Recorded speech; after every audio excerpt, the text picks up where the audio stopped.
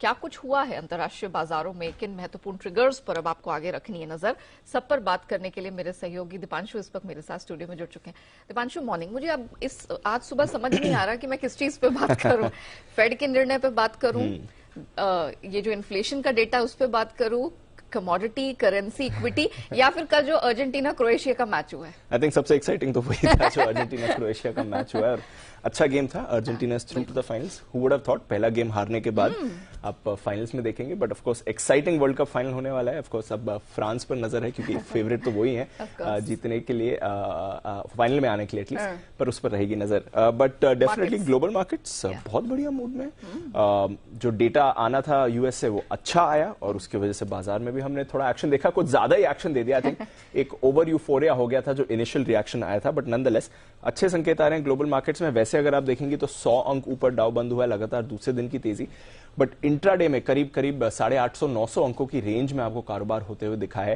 महंगाई के आंकड़ों के बाद हमने ये भारी उतार चढ़ाव देखा है। तो जब महंगाई के आंकड़े आए तो 700 पॉइंट ऊपर सीधा आपको डाउ जाते हुए दिखा।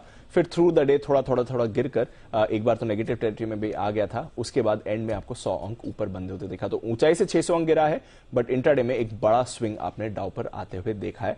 नैस्डैक पर अच्छी तेजी थी, 1% ऊपर बंद हुआ। दिग्गज आईटी शेयर्स में आपने बड़ी खरीदारी देखी। इसके अलावा फार्मा शेयर्स में एक्शन था, और ऑफ कोर्स एनर्जी स्टॉक्स में भी आपको बड़ा एक्शन बनते हुए देखा है। 10 साल की बॉन्ड यील्ड 3.5% के नीचे आ गई है, तो काफी कंफर्टेबल लेवल पर यह भी आती हुई दिखी। अब क्या पसंद आया बाजार को, जहां तक महंगाई के आंकड़ों का सवाल है। 7.7% से गिरकर 7.1% पर महंगाई आती हुई दिखी है। अनुमान 7.3% का था, तो वहां से देखें तो डेफिनेटली थोड़ा कंफर्टेबल फिगर आया है। लगातार दूसरे महीने गिरावट का ट्रेंड आप देख रहे हैं। 11 महीने के निचले स्तर पर यूएस की महंगाई है। आखिरी बार हमने दिसंबर 2021 में यह महंगाई का आंकड़ा देखा था। तो डेफिनेटली एक राहत, एक रिलीफ की बात वहां से आ रही है, और ये कंफर्म कर रहा है कि आज की जो फेड बैठक है इसमें आधे % की ही रेट बढ़ोतरी होगी। करीब 80% जानकार मान रहे हैं कि रेट बढ़ोतरी आधे % की होगी। बट आगे का आउटलुक क्या आता है ये इंपॉर्टेंट रहेगा, क्योंकि अब ये साल का आउटलुक आपका आने वाला है फेड की तरफ से। तो 2023 के लिए पावेल साहब का क्या कहना है, फेड के मेंबर्स क्या सोच विचार कर रहे हैं, ये हमें आज शाम को क्लैरिटी मिलेगी। बट डेफिनेटली एक इंपॉर्टेंट डेवलपमेंट है जहां पर आपको रखनी है नजर। नॉनदलेस बाजार इन्फ्लेशन गिरने से काफी खुश हैं, और अमेरिकी ही नहीं, यूरोप के बाजार भी 1.5% ऊपर आपको बंद होते हुए दिखे हैं। डॉलर इंडेक्स में भारी गिरावट आपने आती दिखी है। 103.5 के करीब आपको डॉलर इंडेक्स आते हुए दिख रहा है। 6 महीने के निचले स्तर पर है, और इसकी वजह से कमोडिटीज में एक बड़ा उछाल आया है। सोना 1820 6 महीने की ऊंचाई पर।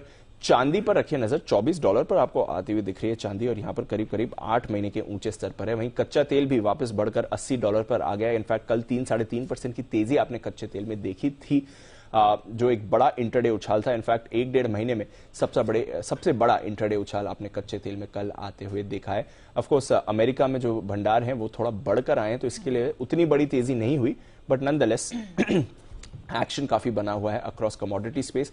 एग्री और बेस मेटल्स पर भी आपको रखनी नहीं पड़ेगी नजर। तो ओवरऑल इन्फ्लेशन डेटा गिरा है और बाजार उससे खुश है। अब आज फेड क्या कहता है उस पर सबकी नजर बनी हुई है। बिल्कुल दीप, शुक्रिया वो पूरी डिटेल रखने के लिए। और